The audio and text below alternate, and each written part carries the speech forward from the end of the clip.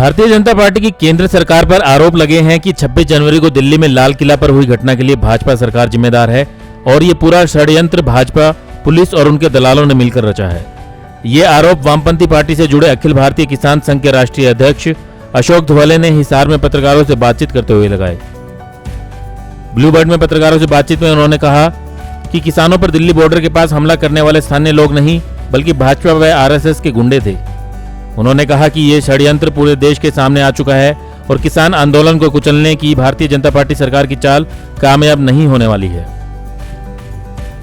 नवजात से लेकर टीनेजर तक की सभी स्वास्थ्य समस्याओं के इलाज के लिए मिलें डॉक्टर प्रियंका इलाहाबादी से। Lotus child care clinic, main market, sector 16-17 Hisar. रोजाना सुबह 10 बजे से शाम 7 बजे तक। 26 जनवरी को ये जो रिपब्लिक डे किसान ट्रैक्टर परेड का जो ऐलान हमने किया था संयुक्त किसान मोर्चा ने, उस दिन जो घटनाएं हुई, अभी बहुत क्लियर हो गया है कि ये घटनाएं लाल किले तक जाना, दूसरा कोई झंडा फहराना, ये सब बातें ये मोदी सरकार ने, शाह के सरकार ने और उनके पुलिस और उनके कुछ दलाल दीप सिद्धू जैसे, इन्होंने ये पूरा षड्यंत्र बनाया था और वहाँ पूरे किसान आंदोलन को बदनाम करने का इन्होंने ये पूरा कॉन्स्पिरेसी बनाया था।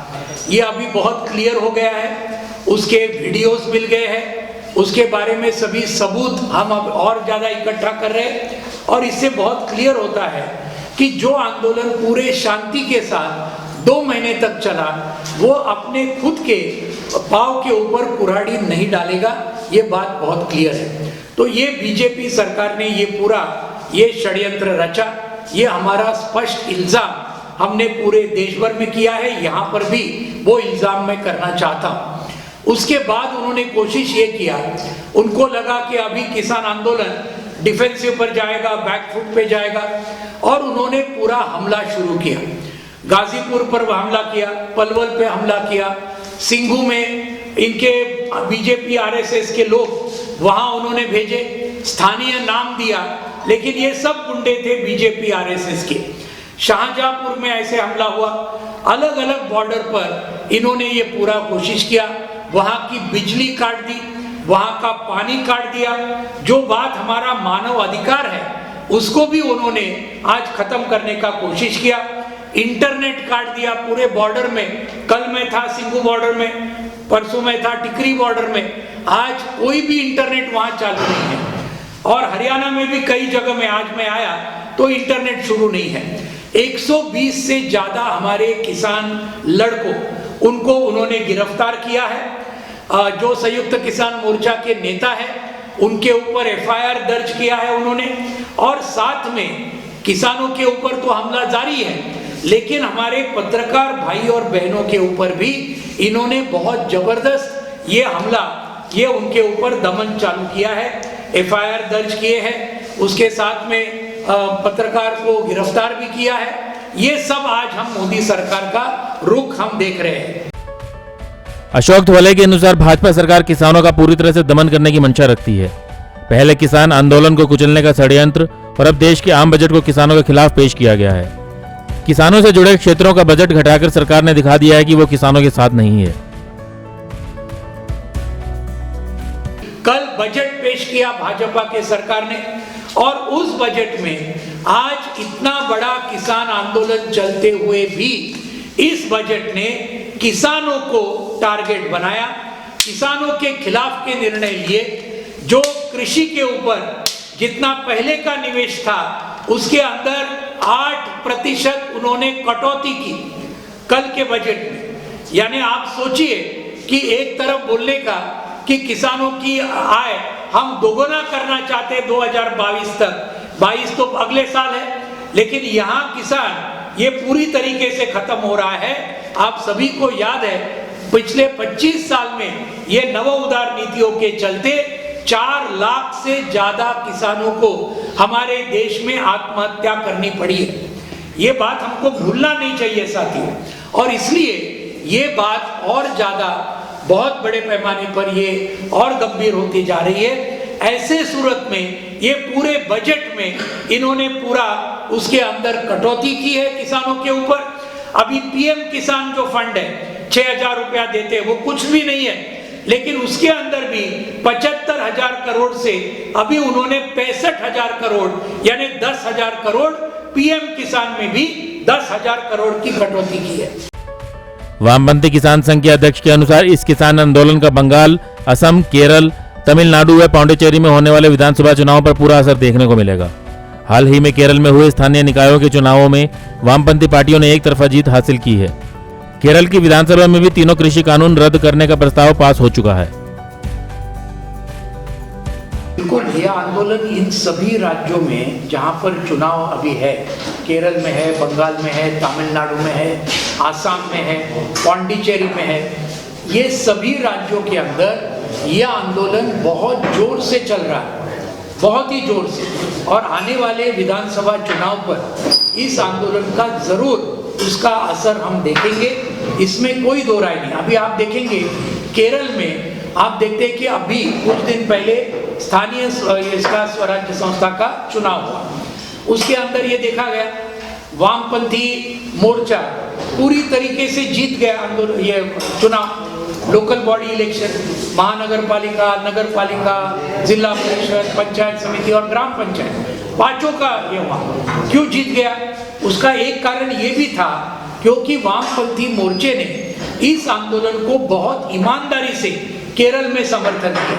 सिर्फ इतना ही नहीं किया, आपने देखा होगा केरल के असेंबली में वामपंथी पिनराई विजयन, केरल के मुख्यमंत्री, उन्होंने प्रस्ताव रखा कि भाई ये तीनों कानून रद्द होना चाहिए और विधानसभा ने एक मत के साथ इस प्रस्ताव को मान्यता दी। बीजेपी का एक विधायक था, एक सिंगल, उसको समर्थन देना पड़ा केरल के असेंबली में, ये हमने देखा है। दूसरी बात जो केरल के सरकार ने, और जो सरकार ये अच्छा करेगा उसको जरूर फायदा होगा, केरल के सरकार ने जो हमारे देश में कभी नहीं हुआ 16 ऐसी सब्जी और फल है जिसको पहली बार एमएसपी उन्होंने ऐलान किया। सब्जी और फल के लिए कहीं भी एमएसपी नहीं चलता, लेकिन केरल के वामपंथी सरकार ने 16 सब्जी और फल उसको एमएसपी ऐलान किया कि भाई आप किसान बेचेंगे उसको हम एमएसपी देंगे। तो इसके चलते जरूर इस आंदोलन का बहुत अच्छा असर ये पूरे राज्यों के अंदर विधानसभा चुनाव में जरूर होगा, इसमें कोई दो राय नहीं। किसान संघ के राष्ट्रीय अध्यक्ष ने कहा कि सरकार की गलत नीतियों के खिलाफ और किसानों की मांगों को लेकर 3 और 6 फरवरी को बड़े कदम उठाए जा रहे हैं। 3 फरवरी को पूरे देश में बिजली कर्मचारी हड़ताल पर रहेंगे और 6 फरवरी को पूरे देश में चक्का जाम किया जाएगा। नवजात से लेकर टीनेजर तक की सभी स्वास्थ्य समस्याओं के इलाज के लिए मिलें डॉक्टर प्रियंका एलावादी से। Lotus child care clinic, main market, sector 16-17 Hisar, रोजाना सुबह 10 बजे से शाम 7 बजे तक। आने वाले 6 फरवरी को शनिवार के दिन दोपहर में 12 बजे से दोपहर को 3 बजे तक पूरे देश भर में जबरदस्त चक्का जाम आंदोलन, इसका कॉल संयुक्त किसान मोर्चे ने कल दिया है पूरे देश भर में। और सिर्फ लाखों नहीं, करोड़ों किसान 6 फरवरी को पूरे देश भर में इकट्ठा होंगे।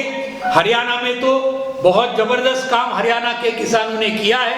ये टोल को उन्होंने खुला करने का कोशिश किया 26 जनवरी के बाद, लेकिन हमारे हरियाणा के लड़ाकू किसानों ने इसको पूरी तरीके से खोल कर रखा, फ्री कर रखा। ये उसके लिए हरियाणा के किसानों का मैं बहुत बहुत अभिनंदन करना चाहता हूँ। आज हरियाणा के किसान बड़े पैमाने पर टिकरी बॉर्डर पर आ रहे हैं, अलग अलग बॉर्डर पर आ रहे हैं, और इसके मुताबिक शाहजहांपुर बॉर्डर पर भी वहाँ आ रहे हैं, वहाँ गाजीपुर में भी आ रहे हैं हमारे साथी।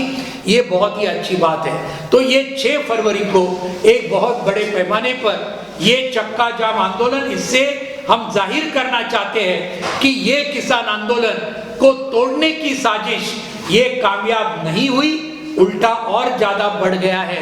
ये भी हम पूरे देश भर में ये करना चाहते हैं। और एक बात जो है, अखिल भारतीय किसान संघर्ष समन्वय समिति में चर्चा हो रही है। अखिल भारतीय किसान सभा ने तो ये निर्णय लिया, आने वाले 3 फरवरी को एक महत्वपूर्ण घटना हमारे देश में होने वाली है।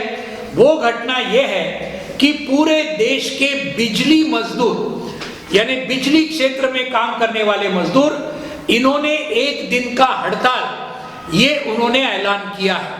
ये हड़ताल किस लिए है? जो हमारी किसान आंदोलन की एक मांग है कि इलेक्ट्रिसिटी अमेंडमेंट बिल को वापस लो, ये बिजली जो विधेयक है बिल इसको वापस लो, इसी मुद्दे को लेकर पूरे देश के बिजली में काम करने वाले मजदूर एक दिन का राष्ट्रव्यापी हड़ताल करने वाले हैं। अखिल भारतीय किसान सभा इस मजदूरों के हड़तालों को पूरी तरीके से समर्थन देगी। इन मजदूरों के साथ हम खड़ा रहेंगे क्योंकि ये मांग हमारे संयुक्त किसान आंदोलन की मांग है और उनको मजबूती देना ये भी हमारे किसानों का बहुत बड़ा फर्ज है। अखिल भारतीय किसान संघर्ष समन्वय समिति में भी हम चर्चा कर रहे हैं और शायद AIKSCC भी इस 3 फरवरी के अखिल भारतीय हड़ताल को वो भी समर्थन देगी। ब्यूरो रिपोर्ट, नई ताजा न्यूज, हिसार। वीडियोस के लिए सब्सक्राइब करें हमारा चैनल नई ताजा न्यूज और दबाएं बेल आइकॉन ताकि आप मिस न करें कोई भी अपडेट।